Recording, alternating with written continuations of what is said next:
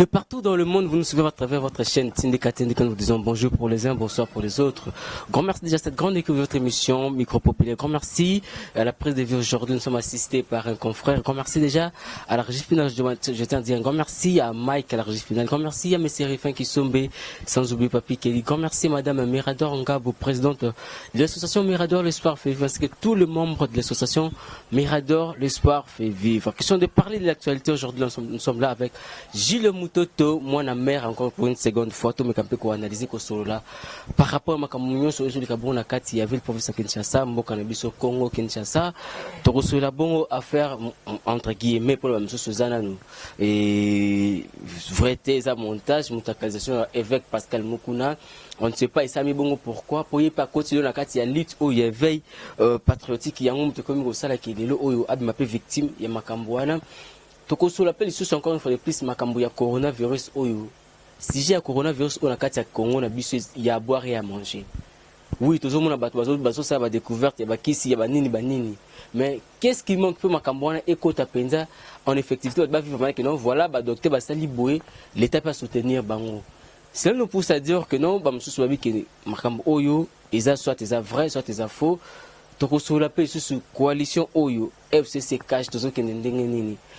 Bientôt là, les 11 déjà, procès à Vital Kamere, Makambele Zolobama, Mwanantsemi, Batakongo Central Basiliki, Kubandeko ya Kivu Kuna Est Basiliki pour la Mwanamboka na Bango, Vital Kamere. C'est juste des belés autour de cela, na Mwanamboka, Gilles Mutoto, les résistants patriotes. Bonjour Gilles Mutoto.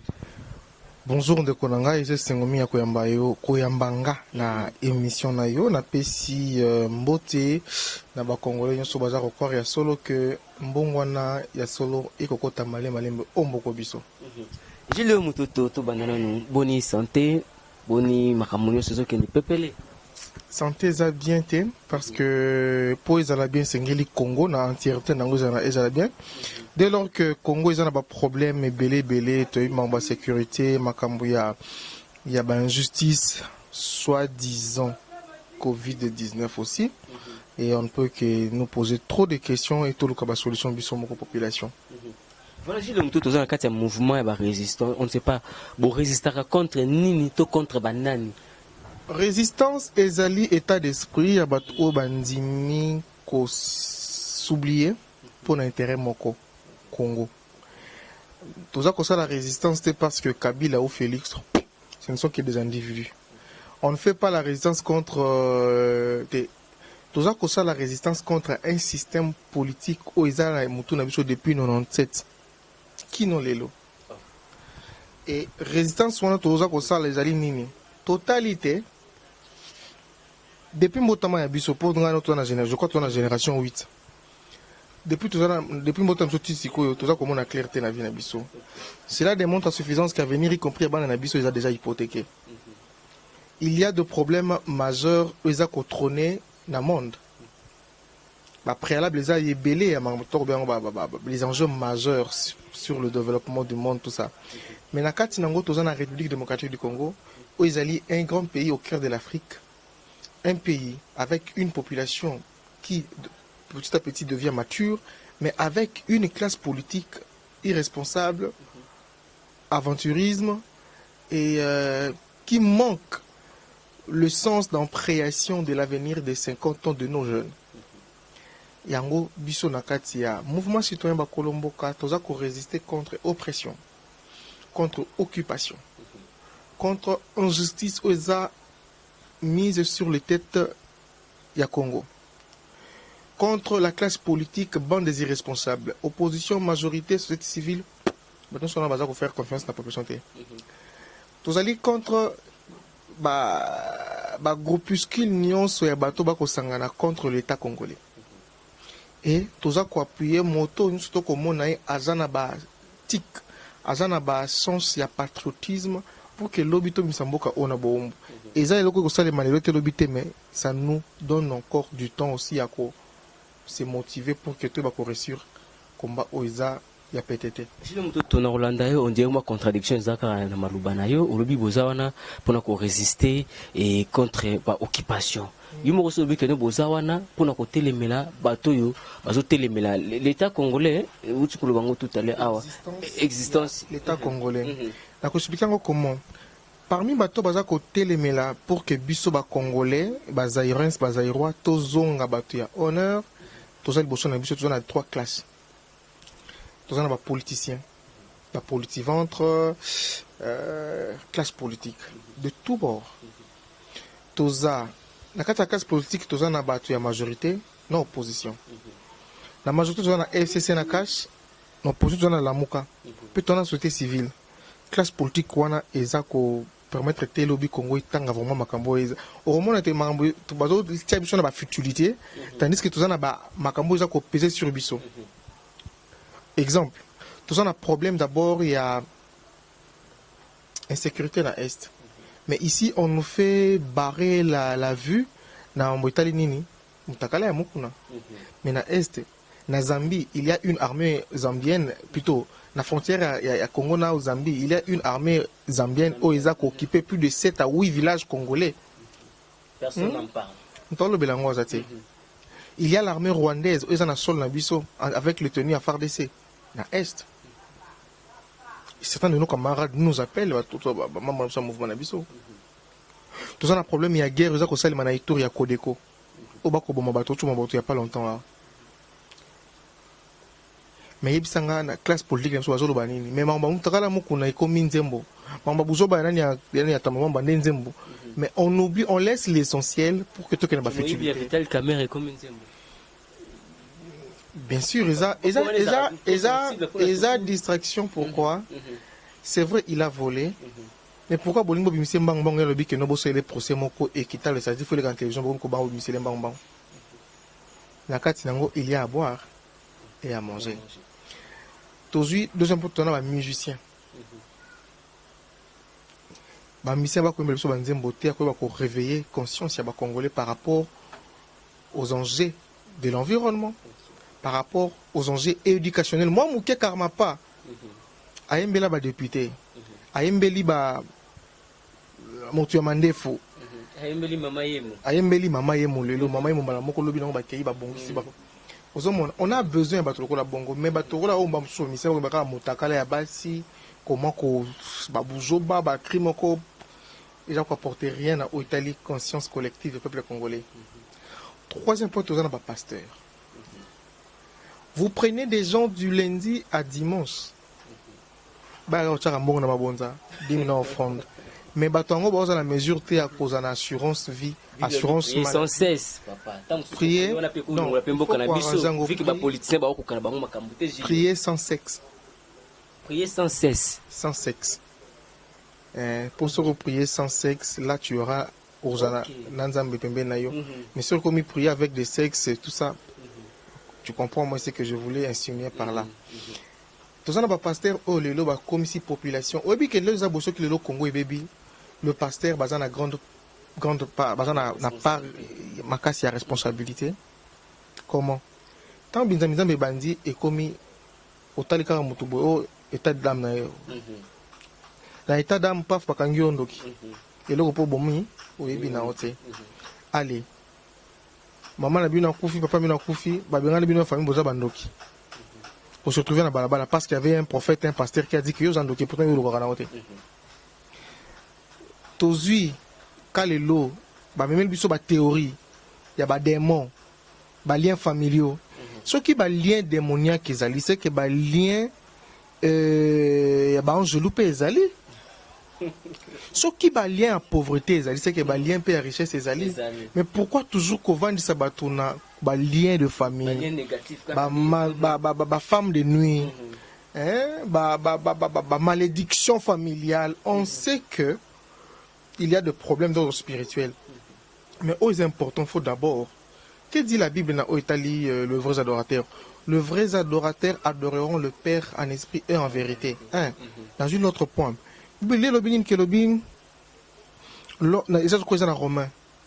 Lorsqu'on est en Christ, on devient une nouvelle créature. Tous, tralala, et et quoi. C'est-à-dire, nous déjà c'est que tout ça souffrir. Mais eux, le pasteur, nous amène à nous faire croire au passé de nos grands-pères. Au cas de lien à barrière arrière grand-parent. Et bon, il y a au cas de nous a bien distraction.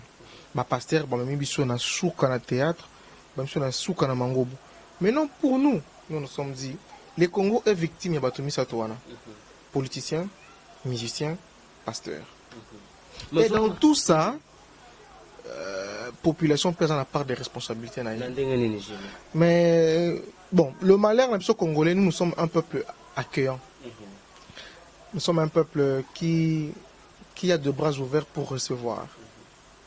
Tout ça, dans la conception, il y a bon voisinage. Malheureusement, nous sommes victimes d'ango parce que mafia na Ouganda, na Burundi, comme des pasteurs. C'est ça le mal. C'est ça le mal, mais sinon, Makambo Nyonso, le acteur principal, on va dire politicien, donc il y a pasteur, côté si peuple na distraction. Or déjà, les policiers, ils ont une responsabilité, ils ont une décision, et l'on va niter pour na moketa mo la malamu. Il y a un peu le pasteur. Bandeko belé belé on a bauti ba misa na ba musicien comprend ba bauti le peuple la kati surtout ba peuple congolais la kati distraction Gilles Mutoto. Distraction eza eloko yo classe politique aussi mais ma biso na ngolo takala. Musique, la danse, le sexe, la bière. Le Congo est victime aujourd'hui d'une approche conceptuelle, il y a projet d'avenir. Ce qui est approche conceptuelle, tout ça les concepts moko. Le Congo na Chine basala une route, un ribbon, une route. Pour nous, c'est la concept na bangoana. Puis basala banzela ya kafu kafu. Nous, on a des concepts bidons. Entre autres, le peuple d'abord. Or que ça, les ventres d'abord. On a vu que c'est pas un problème. Tous les concepts bidons et belé. Tous les concepts locaux là-bas, le peuple d'abord, entre guillemets, le ventre d'abord. Tous les concepts locaux là-bas, 5 chancés. 5 chassés. 5 chantiers. Non, ils ont chassé les balaxabiso, ils ont chantier. Parce que chantier pour qu'ils aient singeli, béton ils ont là, marteau ils ont là, burin ils ont là, zélo ils ont là, ciment ils ont là, ainsi que va mettre ingénieur et toute l'équipe pour que ça la chantier. Malheureusement, le peuple a au moins ni Mobutu force naïe batabo sanarango, c'est vrai. À un certain moment, il s'est induit en erreur parce que dans le dossier moko le massacre de Katanga. Vous comptez au sal. Dans le il est mango, je crois, dans 3, 4, 5 jours.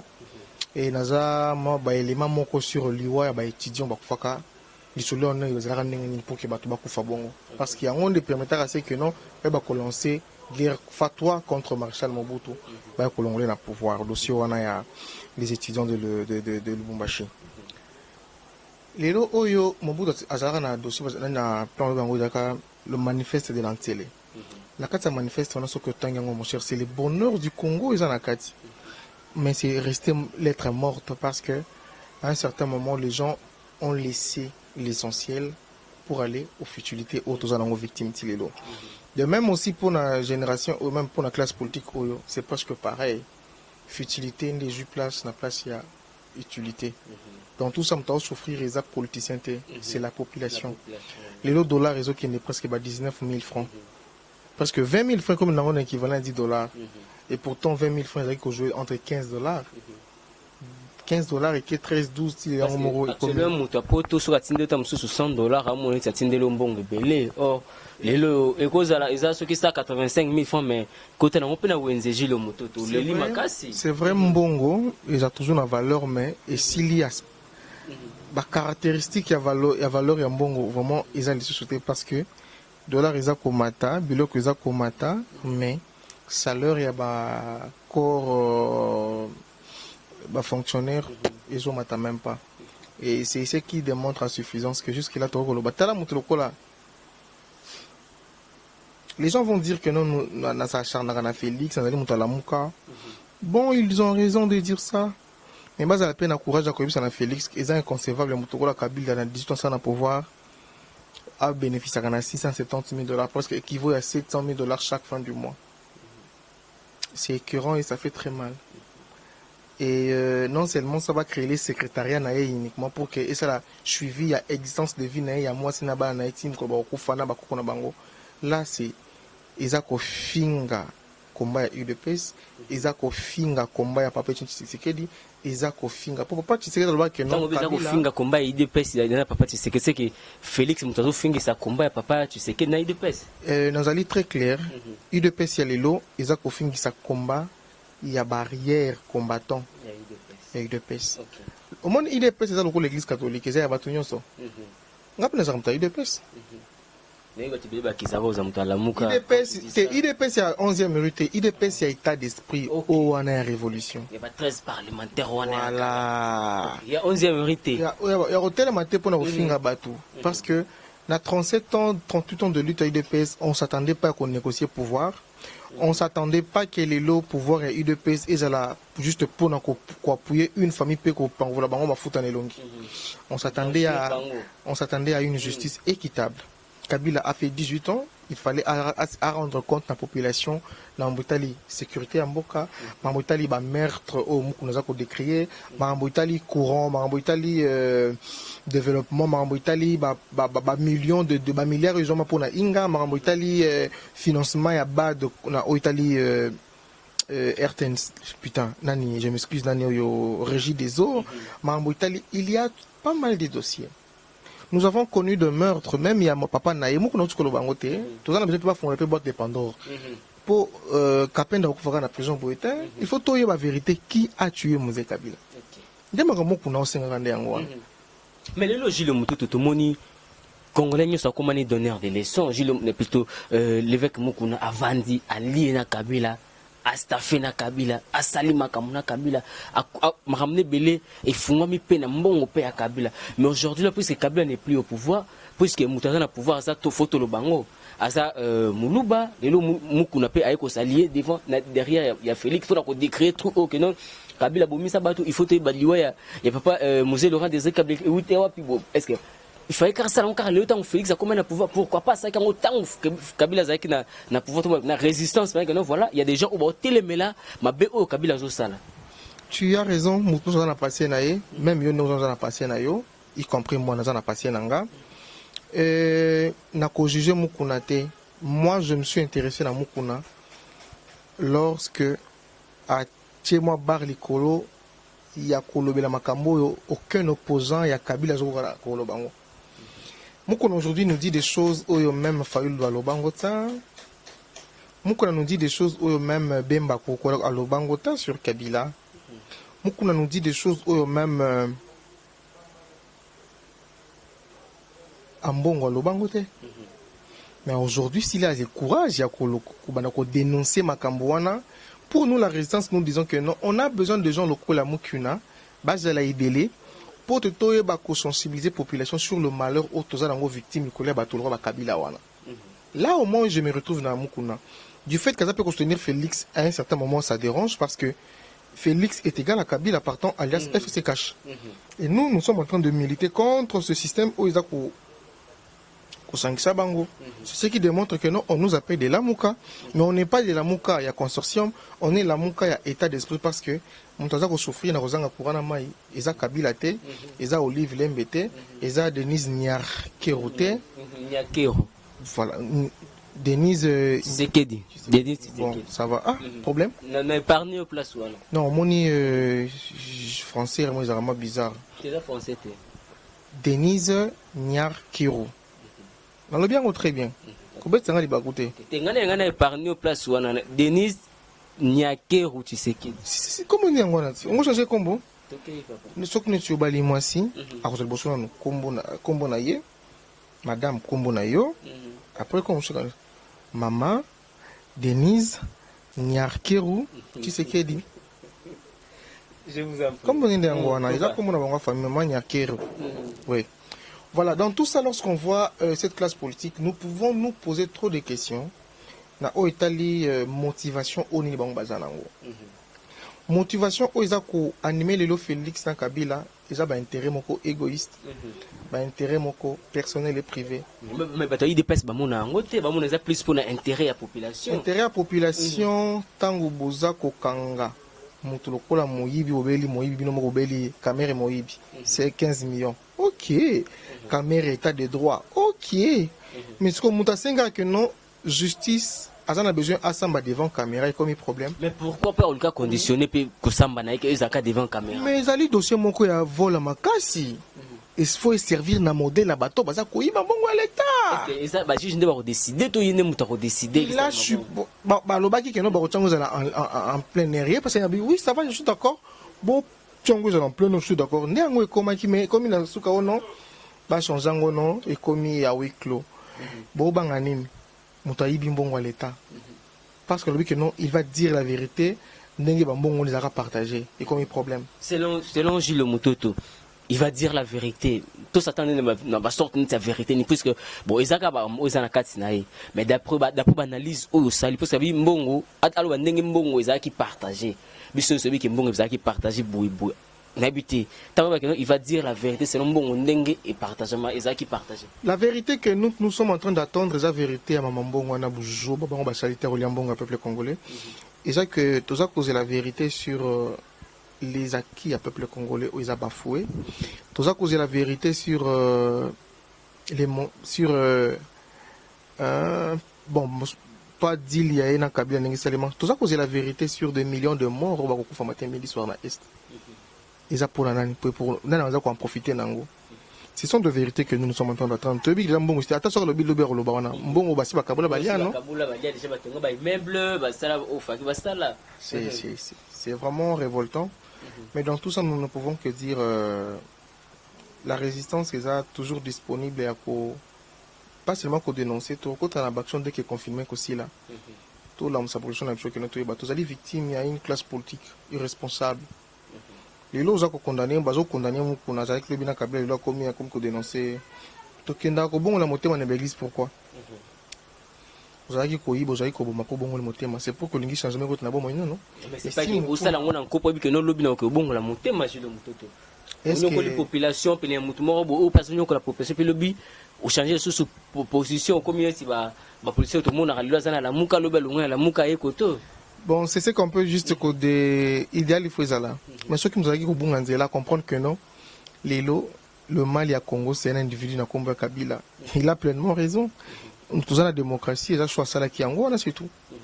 Et ça n'est toujours que tant que sénatrice Bijou Goya Sting na mwana mboka Alexis Tambomamba mais quand peut éclaircir bango sur ba dépenses n'enge salemi pour la réhabilitation il y a bâtiment comme il y a 4 millions sous boboé au père loba qui on pesa peka na 4 caractères robongo la motema. Na 4 comme règlement de compte on dirait. Non, na 4 ya cop il y avait 10 millions pour que ba ko innover Sénat. Mais on a 10 millions au stade de Martyr 3, plus de 80 000 places. Hein? Bon, peut-être 300 000 $ pour nous réhabiliter en gros. Mais pour la place où il y a 200, 300 personnes, bon, nous fait ça plus de 10 millions. Nous sommes dirigés par une bande de voleurs, des escrocs, des criminels de grand chemin, des malheurs. La Bible dit lorsque malheur au pays où au moins pour fouler les makasi. Là, je ne parle pas moi par rapport à âge, mais par rapport à esprit. Le président Félix, c'est quelqu'un que j'admire beaucoup. On peut tout dire de Félix, mais les Kanisako bien exagérant mon yangi. Moi, je dis que place où on a ils appellent Kanisimo comme madame parce que mais quels sont les mesures? Ça fait très mal, et puis moi je me dis que dans l'oleng tout cause la Congo et lobby Félix a la part des responsabilités nae azan place nous a kobeta penda suka na baraté et na place sous le roi place wana moi vraiment je l'appuie il y a bien exagéré monyange ba s'attaquer beaucoup plus na Covid-19 té ba s'attaquer na malaria où bomi des millions de Congolais. Non, Covid-19, vous allez maman na cop, non, mon frère ami. Donc, vous avez observé en Congo que Covid-19 est en côté. Angelanga mutu oyo yebi pendant la famille na bango Covid-19 est côté. Toujours quand on a télé, mais nulle part peut toujours mon la place en haut. Ba kufi zaka ba conseiller à Félix non na Covid-19. Ba conseiller na e. Mais est-ce que Covid-19 est bon tata, c'est que bana bozanga non. Comme ça, malheureusement, c'est autre chose. C'est écœurant. Voilà, nous sommes avec Gilles Mutoto, c'est un patriotique résistant. Toujours soigné, parce que des fois, ça peut passer. bato topesa ki confiance muto okati ta mususu pongi pour na la campagne obi ke le soir azana assemblée nationale ça soit wapi arobunda pour l'intérêt ya yo quand on dit yo za intérêt ya yo personnel tes intérêts pour na mboka mobumba mais lelo oyo une fois que bakomi kuna bakomna bango ko sala ndenge Gilles Mututu alobi awa prier sans sexe donc on sala que non soit des politiciens avec sexe donc et peut ça passe mingi et pourtant j'ai le 2023 yango ya kana mingi te tozo kende est-ce que tozana kondimaki avant to comme 2023 oyo makambo ko changer to ndenge. Bon, c'est important que non 2023 certes est mais est-ce que c'est important de s'atteler en 2023? Nous avons des sujets majeurs où ils ont pesé sur l'avenir du peuple congolais. Occupation, insécurité, et bah dossier ça est délai. Élection vraiment pour le moment on a zomo nango to obeti nango soloté parce que dans un pays occupé, élection est aussi anime. Et quoi profiter de l'autre mon côté.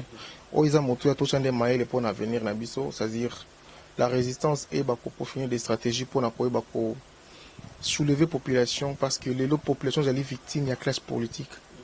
Et les jours où la population aussi que la classe politique où les changements s'opérer miraculeusement. Monsieur le moteur tonné, est-ce que le changement s'opérer miraculeusement? Est-ce que tu espérer dans la politique il faut changer sous classe politique sous la génération quand on lobby abiso et bima la politique sous la vision politique il y a bien pour la mboka na biso. Les Rwandais sont venus avec les armes pour na koya ko bimisa biso na maboko papa maréchal Mobutu au lieu de ko réclamer matin midi soir. Et vous pensez ba repesa biso liberté na biso na voya ba élection? Ils sont venus par les armes, il faut pas qu'il y ait des canazela manduki. Il nous faut un nouveau moi j'appelle ça comment en français. Il nous faut un ordre nouvel pour le Congo sur le plan politique. Nous devons permettre à ce que le changement est en vraiment avec beaucoup de lucidité et qui permettent à ce que nous puissions faire ce qui est encore à tâtonnement, encore plus longtemps. C'est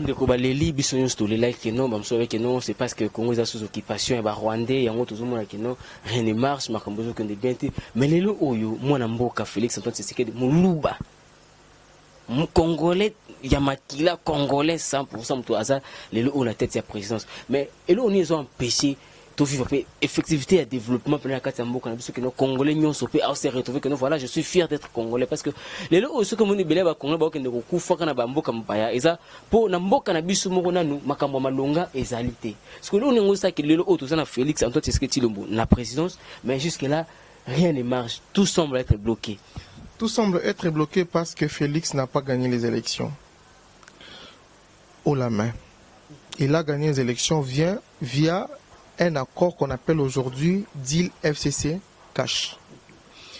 Je ne suis pas le premier à co-dénoncer en gros. Il y a des professeurs des universités, de grandes personnalités qui ont dit que il était important Félix Aïbako se séparer na Dilouana. Malheureusement, les lots qui malheureusement continuent encore qu'on soit place. Les lots de Romko Kabila parce que au bazar les lots on appelle amateurisme. Il y a l'iboma. C'est pas par ignorance, c'est ça par ignorance. C'est ça par ignorance, c'est ça par ignorance, c'est ça par boujo bayaba bazar na pouvoir. Bako sala boujo ba o ko que no ba wana bazar qui mieux par rapport na bango. Par contre bango bazar qui bato fa ba sala mieux. Ce qui Félix a gagné la élection au la main. À la majorité de l'Assemblée nationale et le Sénat, on allait voir un changement makashi na mboka.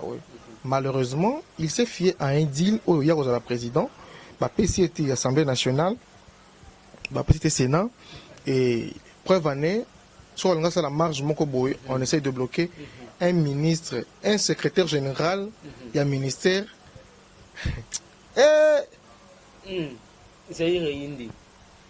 Un ministre, président Boyi, arrêté mon con, ministre a téléméli président, premier ministre a commis Kokotana pour intervenir. Toi, franchement. Voilà comment UDPS s'est fait ridiculiser pour chercher les pouvoirs dans la Makolo et Bato. Et ceux qui ont gagné l'élection au la main, Félix allait être vraiment pleinement président. Malheureusement, il n'est pas pleinement président parce que Azam Moutaka là sur le plan, il y a Bondoki. tant que bon c'est que quelque part au télémela épiscopal il a biso ya 5 ans parce que c'est un bandimi ko travaille na mona mboka Félix Antoine Tshisekedi le musique bon bandimi na ko gagner élection na ye tant que bon c'est que quelque part on doit télémela bon parce que tu bon matambola na limemia nyonso papa. La conscience ne ment jamais. Tu peux mentir aux gens, mais conscience na yo moko okoko sangote. Nous le savons très bien que Félix Antoine Tshilombo n'a pas gagné les élections. C'est nous qui avons gagné l'élection. Puisque vous avez résisté. Non, puisque qui a gagné les élections. Sauf que Félix a gagné les élections allaient être une victoire pour la population. Victoire de la population, c'est que non, il y a une question majeure de la population où on me dit pourquoi. La solution est là. Du fait que on a quel niveau on a élection machin truc. Dans une élection, celui qui gagne ce n'est pas un individu, c'est l'aval, l'apport, les acquis à peuple mis sur un individu. C'est ça que l'individu on a gagné. Mais n'a pas acquis à population, Félix n'a pas gagné parce que il ne représente pas les acquis à peuple. Moi je ne suis pas fanatique. Naza fanatique à la République démocratique du Congo. Vous comprenez? Quand on a bien évangélique, nous sommes victimes de la classe politique, na zuna la muka na tcheba on a kati. Baza basan tout temps. Vous pensez que la muka ndeko na batama maza? Mais ça peut quand même le même grief doit qu'on dénoncer na kati la muka. Ndé représente na kati ya UDPS FCC. Nous avons un problème avec la classe politique pour que tout comme on a un changement tout azimut et c'est une implication ya yo nanga tout longo na kati ya ba sentiment. Nga naza muluba bana betu bansu ba mukasai soutenant Tshilombo wetu. Tout le monde a biloko wana. Nga naza mina sema wanduko apensi si wote tuweze kumsoutenir ba Swahili. C'est du n'importe quoi. Bande ko na biso banso to sunga munoso mungala, c'est du n'importe quoi. Hein? Bana bande ko na beto soutenir Fayul, c'est du n'importe quoi. To mema gage combat na biso oyo na Congo. C'est-à-dire nous devons soutenir les Congos, pas les individus, parce que les individus passeront et les Congos restera à jamais jusqu'à l'éternité. Alors, tous ces années qu'on protéger ma belle Congo. C'est assez qui demande à ce que notre Kabolambo Congo parce que le tribalisme est qui. S'il vous plaît, Mboka yo Kabonate. Yo ko yana kansa Kabolambo ko yondo ko fato kunda mais le Congo il continue bon nombre de chemins nango parce que et là bato bossa na Congo ba yeba que fumu kimbango sala triangle. Le triangle. Expliquez-le. Tu continues la spiritualité. Hein? Fumu Kimbango a la voyage à triangle. Et Kanga Congo. Voyage na wana. Ya qui prisonnier. Bandundu, Kisangani, Katanga, Kinshasa.